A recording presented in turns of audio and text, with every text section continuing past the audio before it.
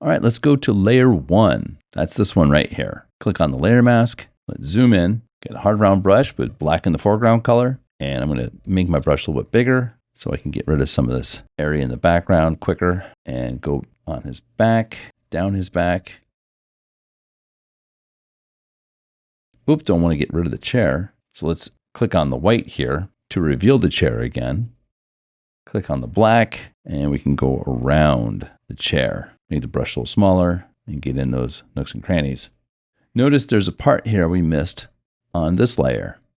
Click on that layer mask, and let's brush those areas away. And then let's go back to this layer and click on that layer mask, layer 1.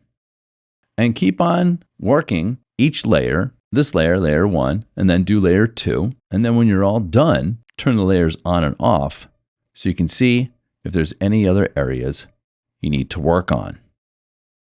When you're all done and you want to submit the file, keep all of your layers intact so the instructor can see your work. And if you're having any issues, the instructor can help you. This lesson will continue in the next video.